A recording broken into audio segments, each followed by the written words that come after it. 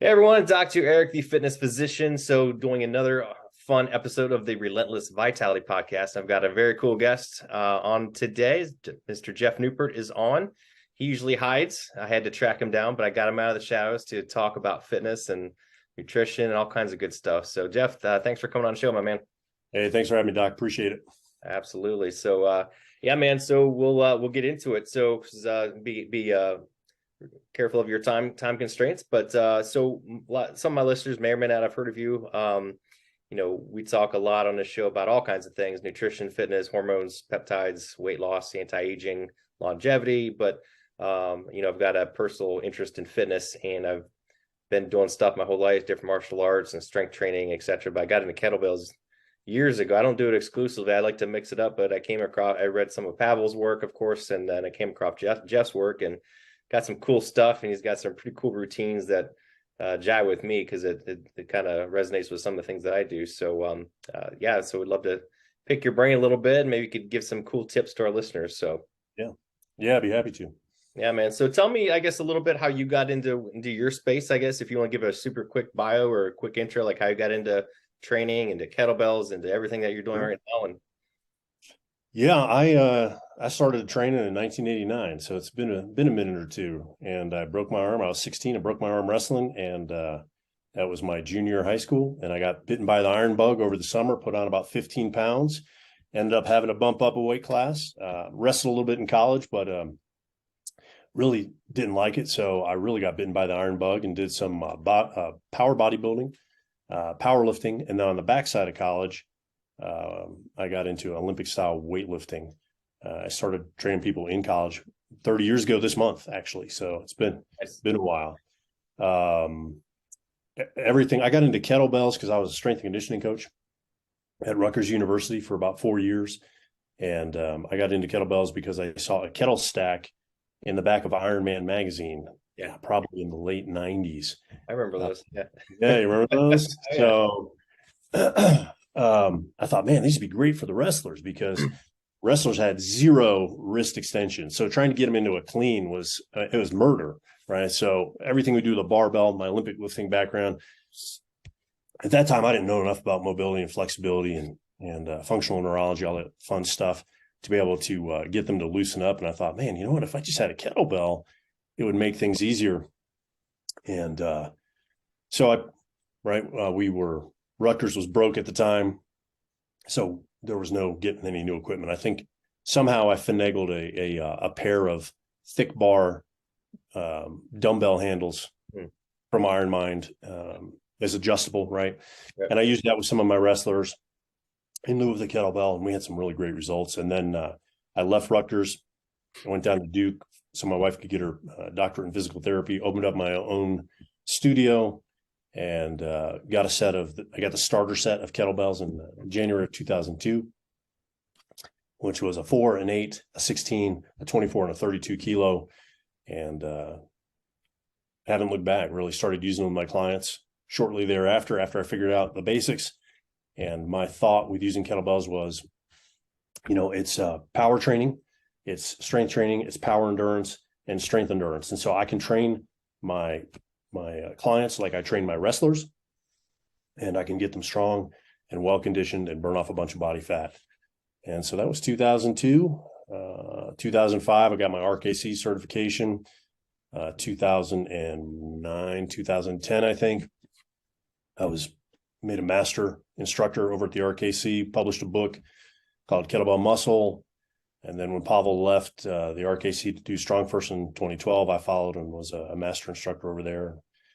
Resigned my status to 2014 to work on another business called Original Strength, which is a restoration business. And that's pretty much it. Been using kettlebells ever since. I personally got into them because I got really injured with a barbell through Olympic lifting. And at one point, a single kettlebell clean and press was about the only externally loaded exercise I could do. I was limited to the single kettlebell clean and press and chin-ups. Those were the two exercises I could do without being in extreme pain. Yeah. So, yeah. Yeah, that's the worst. That was to me, that seems like yesterday, but I was 32 at the time. I won't tell you how old I am now, but it was a few years ago. I was gonna ask how old you were, so you're probably close to my age, I bet. So I just turned 50. okay, yeah, yeah. So you're right behind me, man. I got a year on you. Okay. Yeah. So far, it's been great. I mean, I'm doing better at 50 than I was at 40. So I got no complaints, That's awesome. So, what are you working with clients one on one, or like more of a group setting now? Education? What are you doing now with Original Strength? Yeah, I don't do anything with Original Strength anymore. I sold my shares, or I gave my shares away in the business back to my business partner 2018, 2019. Right now, I train clients online via Zoom, and then I sell my programs via my email list and Facebook ads, that sort of thing. Gotcha. So, Gotcha. Well, maybe you can touch a little bit more on, especially kettlebells or even barbell. I think I know I think I can't, one of your books, and I know, and I read through it, and you do a great job of breaking down how you can do with barbells, with body weight, with kettlebells.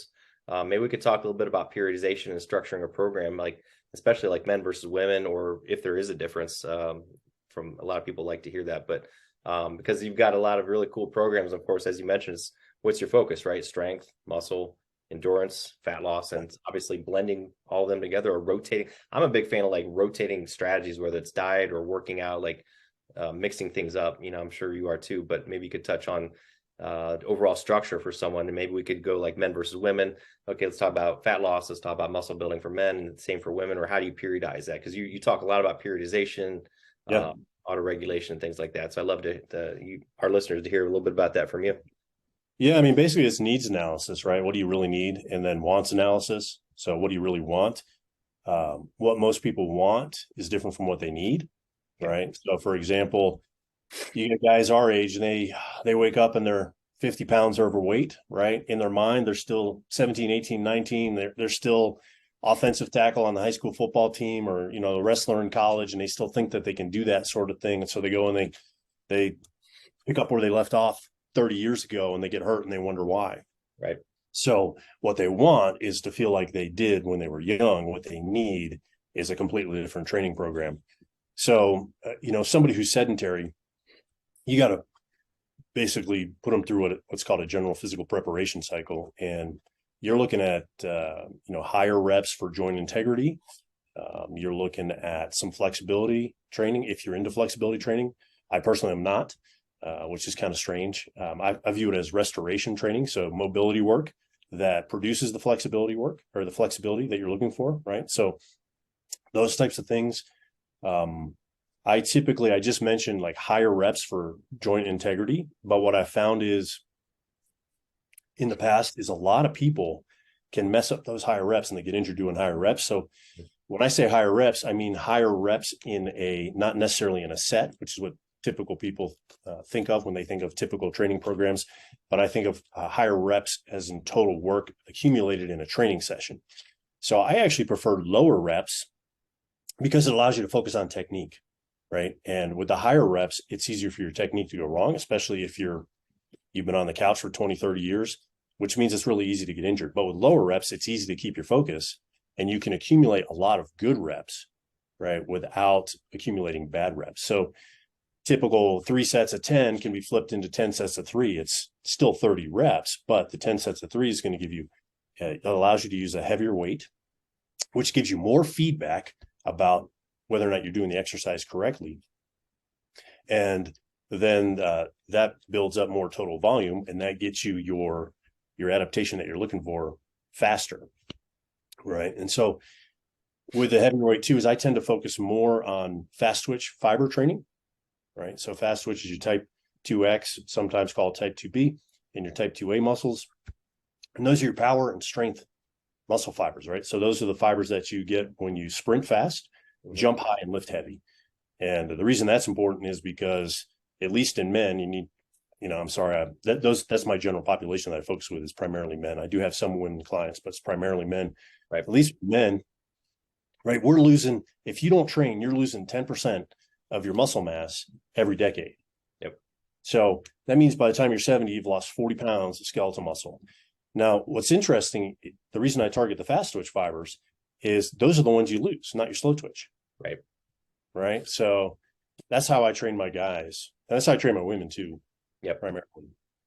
But so it's higher volume training, lower repetition, higher accumulated volume training, lower repetition per set training, right? Focused on fast twitch muscle fibers.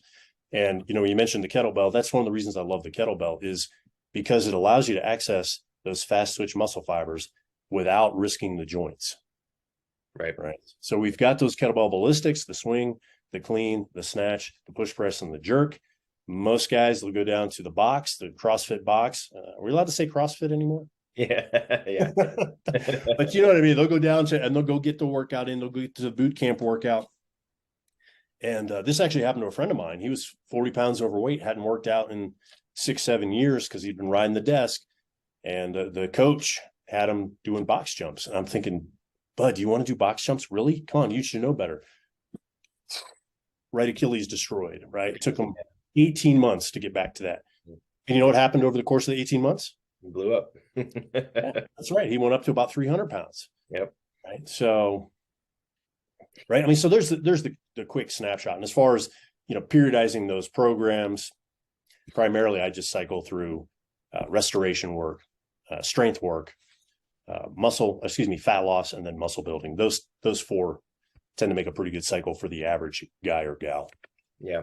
Yeah. I like your touch on the restoration as opposed to flexibility, because I'm I'm like you. I probably should focus more on that, but maybe you could dig a little bit more on that too. Like how do you structure, like, what are you doing? Because obviously most people are like, okay, I'm not staying there in a static stretch for, all the muscle groups. What's a better way to work on that? What do you guys do for your restoration?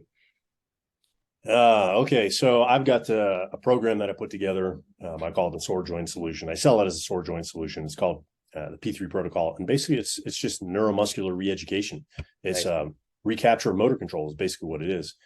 And we do that through the human developmental sequence. We basically revisit positions in the human developmental sequence, and we move in and out of that position. So we stabilize that position, we pattern that position, and once we've got that, then we add locomotion to that position. So P3 is position, pattern, and power, right? You can think of power as locomotion or moving. And Right. I mean, it's a 9-position sequence. There are 3 phases. I put all my private clients through there. It's fantastic, right? It's what makes me feel better at 50 than I did at 40. That's awesome. That's awesome. So, yeah. And it's immediate feedback. Sometimes you gotta wait the next day or 2 days later to see the results. Well, I always tell my clients and my customers and my workshop attendees, don't trust me. Like, right. Test it for yourself. Do it. Yeah. Yeah. Right. And the test feedback is immediate. So either your range of motion increases or it doesn't.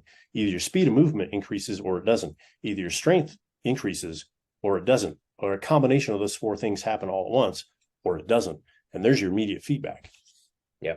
Right. And so feedback is the brain goes, oh, I like this, right? I'm freeing up ranges of motion in the body because now I feel safe in order to give up that range of motion. So I'll let you move into that range of motion that I didn't feel safe moving into before. Yep. Makes sense. Yep. Yeah. And so then we do that for 10, 15 minutes, and then we go get our main training done. And then that's done on off days as restoration work. Nice. So you're kind of like bundling that not as a separate cycle, but kind of building that into your whatever phase you're in. I do now, right? I got 2 paradigms that I run, right? So the first one I already told you, which is the restoration, the strength, the fat loss, and then the muscle building, right?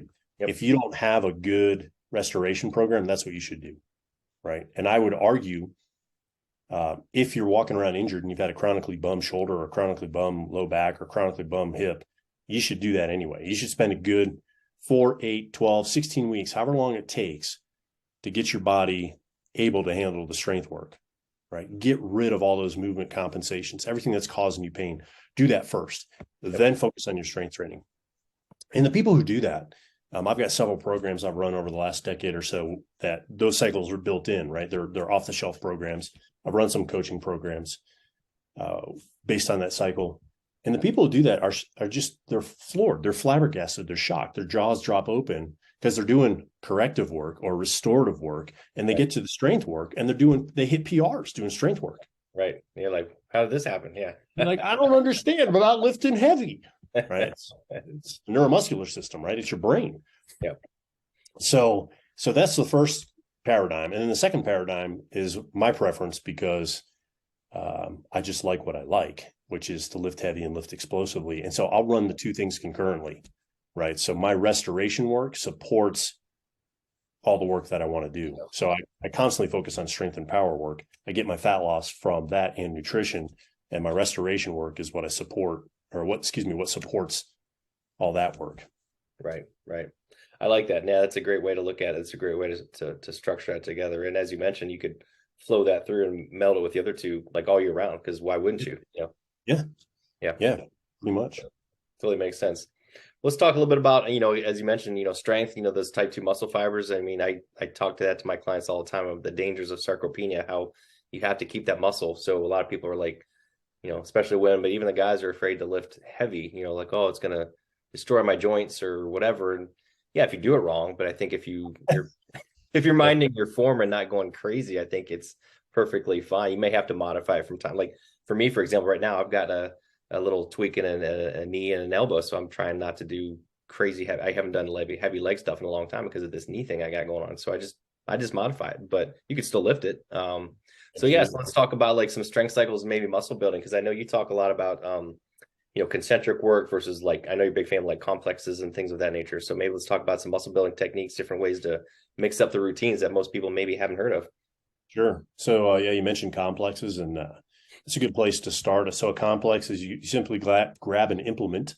It's going to be the same way, and you're going to perform a sequence of exercises, usually for the same reps, and you're not going to put the weight down until you're done. So a complex really can be as simple as 2 exercises put together, but usually it's 3 or more. I prefer complexes that have 3 to 6 exercises in there, right? And the exercise sequence has to make sense, so it would flow. So let's say we're going to use a barbell. So I'm going to do, if you can do your Olympic lifts, this works really well with Olympic lifting. And not everybody can do Olympic lifts with a barbell, right? So there's what kettlebells are for, right? It circumvents the need and necessity for correct technique, high levels of technique execution, so you don't get hurt. It's nothing like breaking a wrist catching a clean incorrectly. So you could do power clean from the floor, right? And then power clean from the hang, then front squat, then push press, and then drop the bar behind your neck, do some back squats, stand up, do some good mornings, right? Push press again, drop the bar down to the rack, and then lower it down to the floor and do some rows. And there's an example of the complex. Do that for 4 to 5 reps per set, maybe 6 reps per set. Your heart rate is going to go through the roof. Yeah. Right. Your muscles are going to burn. You're going to feel like you're getting a good workout, which is what a lot of people like, right? Like they equate the feeling of a workout with something that's good, not necessarily right with the structure. Right. Right. So their feeling dictates whether or not the workout is good, not necessarily the structure. And the two aren't necessarily related, right? In fact, I would say more often than not, getting a good workout, you really didn't get a good workout. You just made yourself really tired. Right. And, exactly. Yeah. The way you measure that is through your training log, right? So the training log and the mirror. So if you go back to the training log, which hopefully you're keeping, and you don't see much changes, well, then your workouts really aren't helping you unless your intent is to check the box in your planner that says workout, right?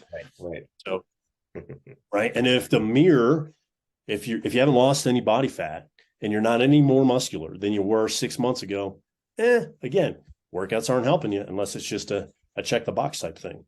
Yeah, exactly. So the complexes work because they drive up the heart rate. They produce lactate, right? Which, in the releases growth hormone. So you get some fat burning there, you get some muscle building there. So I like complexes because they're very, very time efficient. In that book that I mentioned, Kettlebell Muscle, one of the complexes is the workout takes you 7.5 minutes.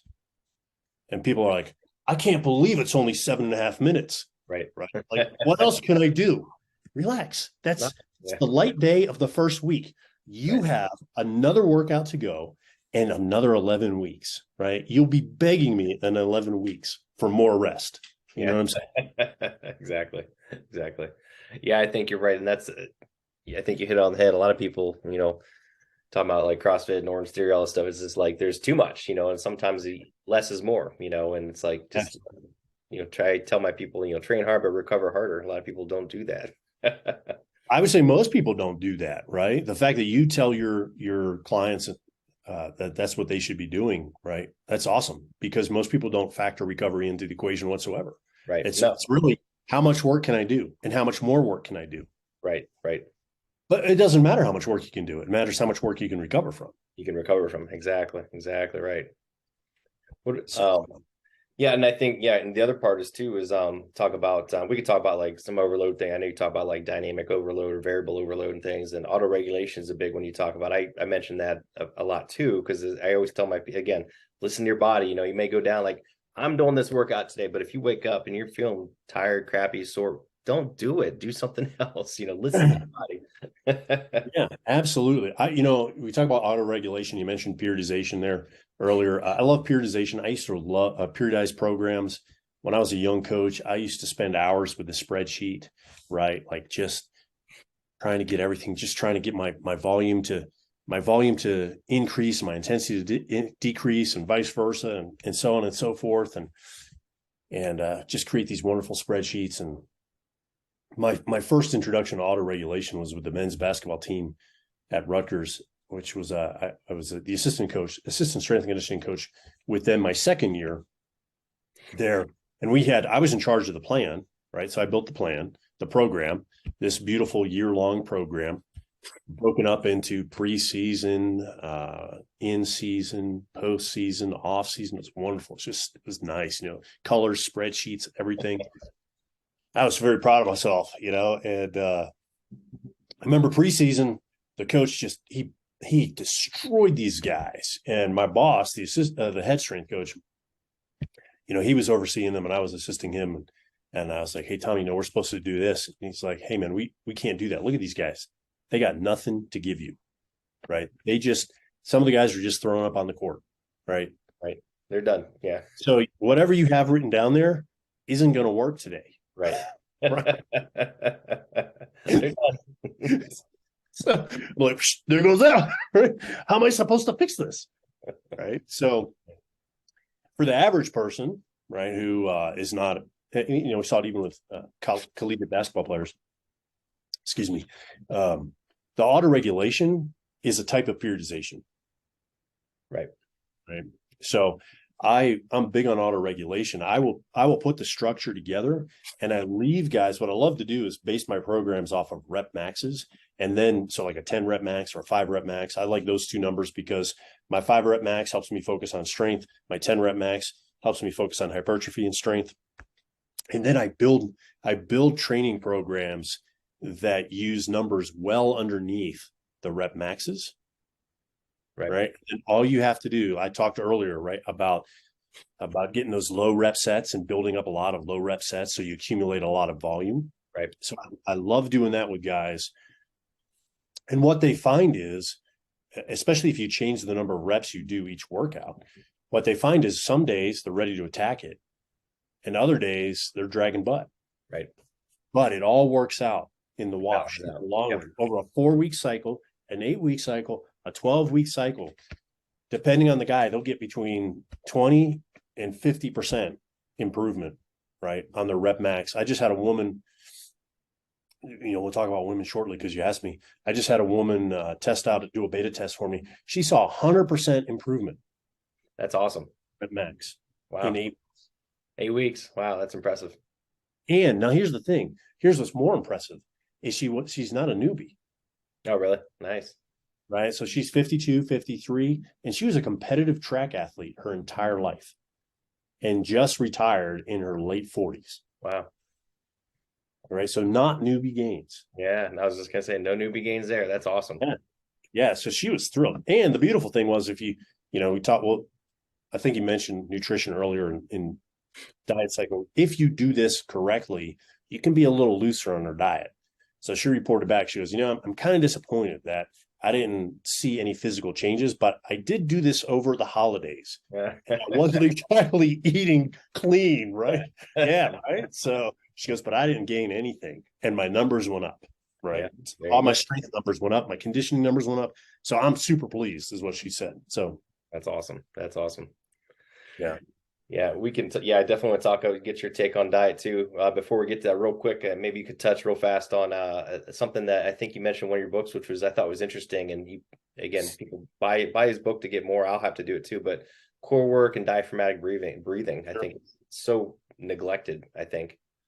Yeah, absolutely. Diaphragmatic breathing is breathing through your diaphragm. Your diaphragm is a muscle that's responsible for inspiration, right? Not like the aha inspiration, but Yeah, breathing. inspiration is respiration and or breathing. And diaphragmatic breathing is breathing through or with that muscle. And it's funny that we have to delineate and call it diaphragmatic breathing, because when we were kids, it was just breathing. It's just breathing. Yeah. Right. But Yep. now we have to say diaphragmatic breathing. And that's because what you and I are doing now is sitting, and sitting changes the way you breathe.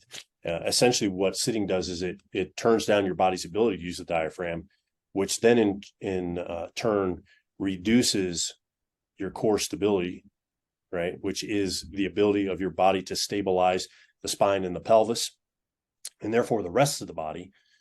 And that reduces the effectiveness of your core work. So all core training should be predicated and built off of a foundation of diaphragmatic breathing. So diaphragmatic breathing, again, it is breathing into your belly. So as you inhale through your nose with the tongue on the roof of your mouth pressed against your palate, your stomach should expand, right? You're not trying to force your stomach to expand. And people do that and they think they're doing diaphragmatic breathing. They're not. That's how you should breathe. And then when you exhale, the stomach drops. This is compared to what's known as emergency breathing, which is all your breathing is up here. Right. Right. Like most after a hard run, right? We breathe up into the neck and the shoulders. And what that does, that's normal after a hard run. But the problem is most people stay there and they breathe there for their entire lives. And that locks up your neck and your shoulders. That destabilizes your core. There's where your shoulder injuries come from. There's where your low back injuries come from. There's where a lot of your knee injuries come from. Even ankle injuries, the research is showing, comes from that. Neck injuries, all kinds of crazy stuff just from destabilizing the core. Pretty fascinating. So I build all my core strengthening work is based on diaphragmatic breathing first, and then we move on from there. Gotcha. Yep. Perfect.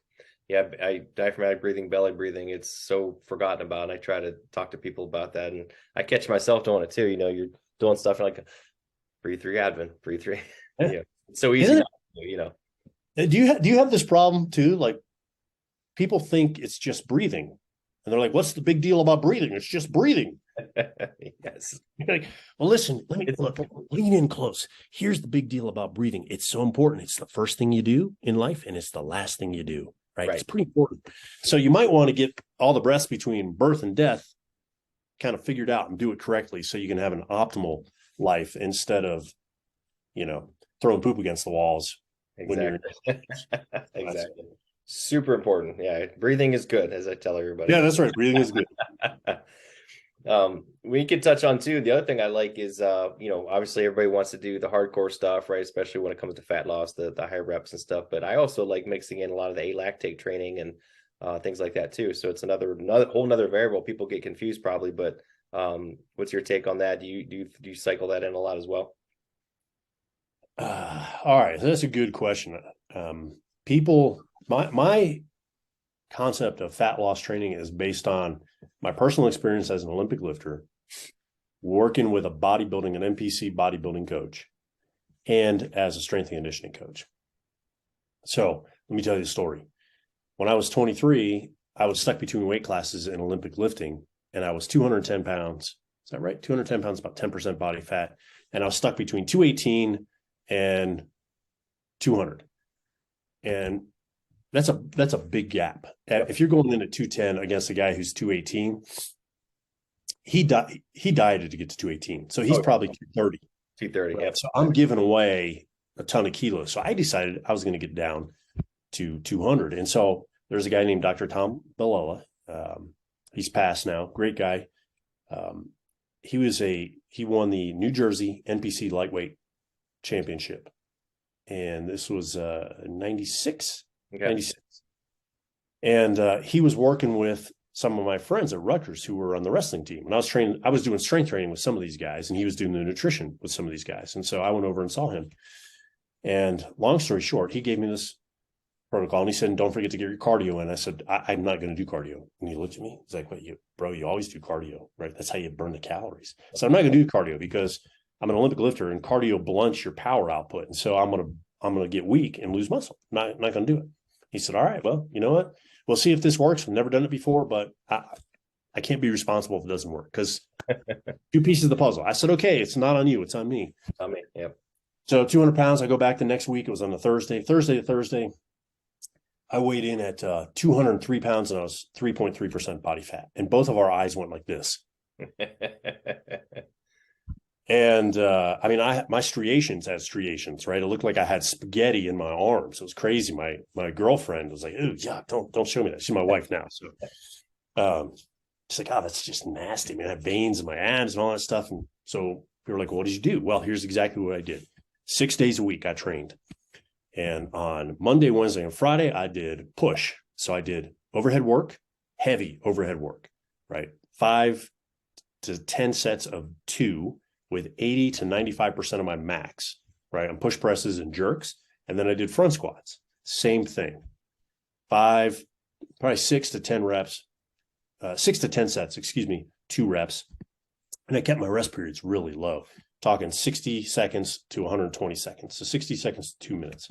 Right. On the other 3 days, I did snatch pulls and clean pulls, heavy as I could do them. 8 sets of 3, 10 sets of 2, 12 sets of 1. And then on Saturday, I'd go see my coach on the platform and max out on my lifts. So I don't know if you've ever done, say, clean pulls with 405. So it's an explosive deadlift for 3 reps. Your heart rate it skyrockets. I bet. Okay? And then you're doing a short rest. So 90 seconds, 120 seconds of rest. Back at it. Yeah. Back at it. Bam, bam, bam, bam. So I do that.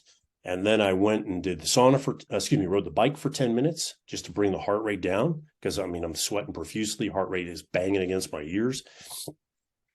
Then from there, sauna for 10 minutes. Then from there, contrast shower, 9 minutes and 30 seconds, because that's what 30 seconds of cold and 1 minute of hot does. It's 9 minutes, 30 seconds. So essentially 30 minutes of recovery, 40 minutes of training, 30 minutes of recovery, 6 meals a day at 3,200 calories, 40% protein, 40% carbs, 20% fat, contrasted with 5 meals a day, 2,600 calories, same thing, 40, 40, 20.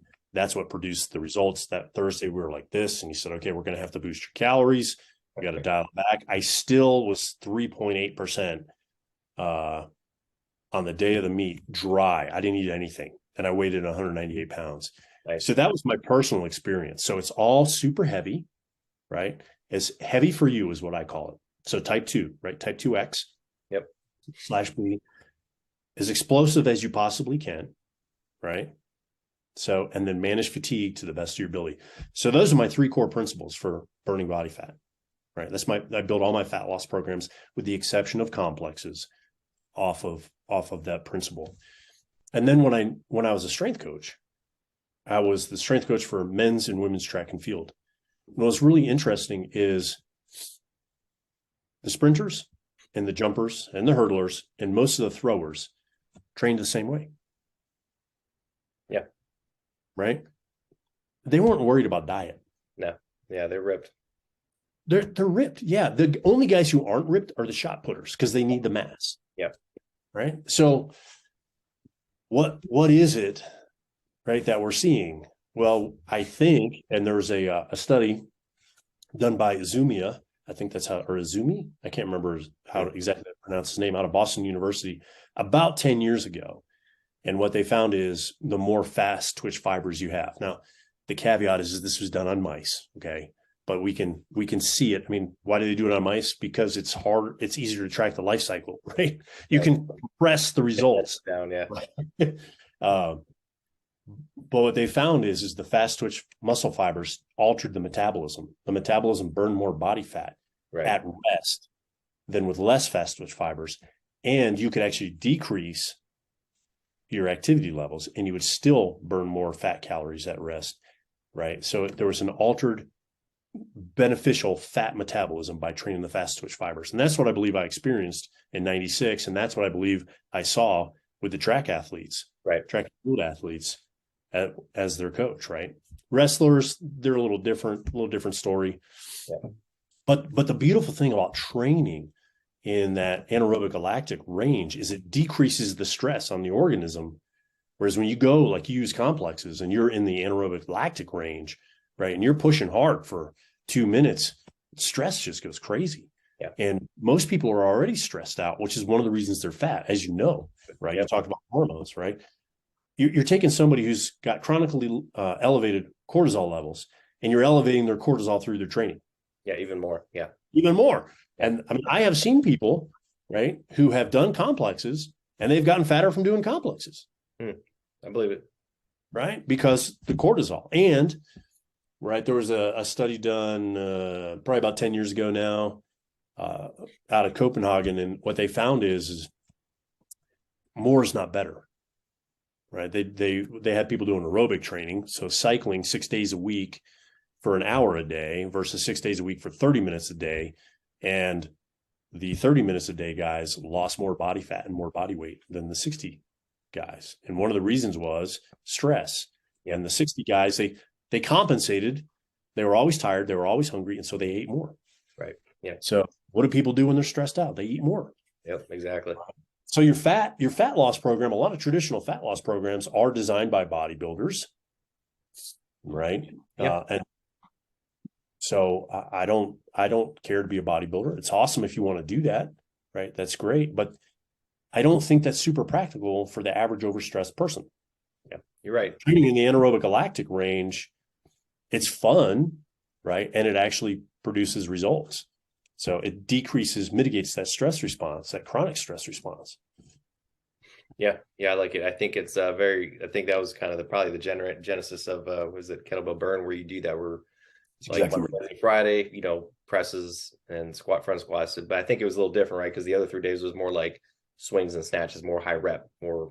Yeah, that's kettlebell burn extreme, right? So that was burn was a 3 day a week single kettlebell program, and kettlebell burn extreme is a 6 day a week, and that was it's as identical as I could make it with kettlebells to what I experienced with my own training. Gotcha. Yeah. I thought that was a cool twist, and I think we could touch on diet real quick, because I know you talk about fasting and mixing up the routines as well, and I think you did that on that book, where you on the higher rep days you'd eat them just almost like a modified protein fast, and just vegetables and protein, and the other days is eating kind of more quote unquote normal, right? So a lot of diet variation and fasting as well, right? Yeah, absolutely. I'm a big believer in fasting for the right person, right? Yeah. So somebody who's under a lot of stress, what I've noticed over the last decade or so is people who are chronically stressed don't need to fast. No. Right? Their adrenaline levels are already high, right? Their cortisol levels are already high. Make them fast, you're just pushing those up even more. And again, so I went through a phase of fasting where I was, what was the right word? Almost self-abusive. Yeah. With the fasting. Like, you know what? Listen here, pal. You're not gonna eat until you get this work done. And so I would string together multiple 24-hour fasts broken with like a one meal. And then I wondered why my strength levels are going down and why my lean body mass is going down. And hey, where'd that hairy donut come from? That hairy baby donut from? Are those love handles I'm seeing? That can't be right, because fasting is a cure-all. Right. And so there are certain personalities and certain people at certain times in their lives should not fast, in my opinion, based on what I've seen. I mean, this is your area, so you probably have the definitives here. But I think it's good for most people to do at least once a week, or definitely once a month for the autophagy, and just let the system rest. Yeah. Build up some resilience, right? So that you can fight off that stress response on a daily basis a little better. So I'll use that for fat loss for certain people. I base ever since I met Dr. Bilella, I base everything off of protein. Actually did before that, but he showed me the importance of protein. I was eating and I was reading At that point, I was eating 320 grams of protein a day, Wow. or 260 grams of protein a day. Fast forward to 2016, I believe, and Dr. Jose Antonio, who's one of the world's leading researchers on protein metabolism, put together a piece of research, and it was, I find this cracks me up when we reference it in context to normal world, right? Whatever normal world is, right? The RDA. So right. People who are used to the RDA and traditional dietitians, they think that high protein is pretty much anything over 100 grams of protein a day, right? Right. So in Dr. Antonio's research paper, normal protein levels were 1 gram per pound. High protein was 1.5 grams per pound, which is almost exactly what I was doing. And what he found is that the high protein group actually lost more body fat. I think it was, I had to go check the numbers. This sounds extreme, but it was like 6 times the amount of body fat as the high protein. And they gained lean body mass. Had a more lean body mass. Are you familiar with the study? I'd say I think I remember the study. Yeah, Jose Antonio. I'm familiar with that. Yeah. But yeah. And so if I'm looking to transform my performance, protein is going to be my cornerstone all the time. Absolutely. All the time. And what's fascinating is I got 2 little ones, and my little ones, they are lean and jacked. Now they got pretty good parents. My wife she was a scholarship athlete at Rutgers. She was a volleyball player. So at 5'5.5", she had a 29.5-inch vertical jump. So nice. She's got those fast twitch fibers too. So they do have some good genetics, but protein first, right? I mean, their diet is based around protein, and they're lean and healthy and strong. Yep. Beautiful. Whereas, some of their friends that they compete with in their respective sports, not so much. Not so much. Yeah. Yeah. The diet gets built around that. And then you said protein sparing, a variation of what looks to be a protein sparing modified fast. Yeah. Veggies, right? Healthy fats, avocado, olive oil. Yep. And healthy carbs when you need them. Exactly. Yeah. Rice, potatoes, sweet potatoes, that sort of thing. Exactly. Yeah. It's just funny that, you talk to people, and I think, it's the cycles. I remember back you probably remember this too, back in the 80s when it was like, low fat is terrible. And then of course, now it's like, oh, carbs are terrible. I'm like, they're not terrible. It's just the right kind at the right time, so. Yeah. Same with fasting. People fasting has its place. I love it, but and you see it. You see all everybody doing now. Everybody's got all these fasting. I mean, it's more is better, right? So now people are fasting like all the time, and as you mentioned, they're doing too much. Now they're wearing themselves out. I'm like, no. Yeah, it's the whole. It's like if some is good, more is better. More is better, right? Exactly. So yeah, not so much, right?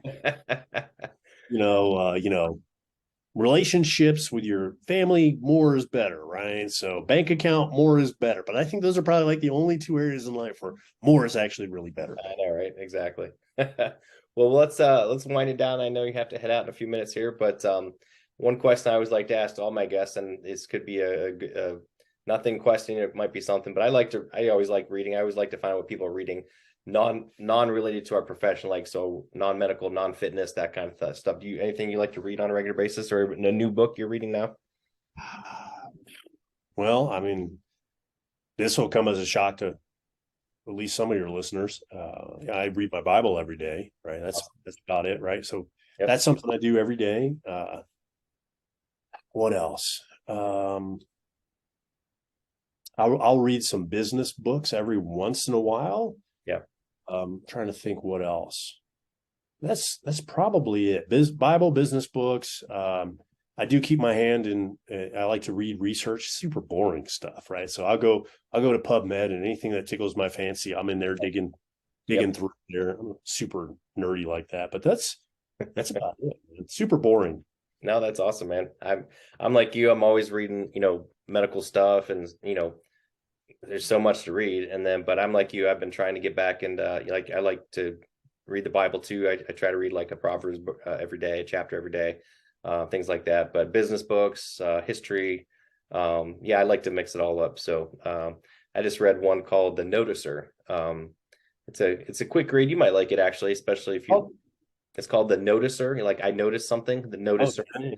I don't remember the author. Somebody gave it to me as a gift, and it's a quick read. It's a shorter book, and it's kind of cute, but it's about perspective, and it's I took it as more of a faith-based kind of thing, even though it didn't read that way. But if you read between the lines, kind of thing. But yeah, it was kind of interesting. That was the one I read most recently. But yeah, might be worth checking Oh, I'm out. gonna check it out. Yeah, that's awesome. Anyway, hey, plug yourself. Throw websites, books, anything you want to plug out there or throw. Give it away. Sure. Thanks. Yeah. You can find any of my information at my materials at chasingstrength.com. Let's see. I'm terrible. I need to put this on my website. I've got an old website that needs to be updated. Let's see. If you go, I'm going to see if I can plug this in here to 102, maybe. Let's see. Get. Yeah. Okay. Try this. If you go to chasingstrength.com/get 102 kettlebell workouts, you can download 102 free kettlebell workouts, and it'll give you an idea of just kind of my philosophy of how I train people, how I train myself.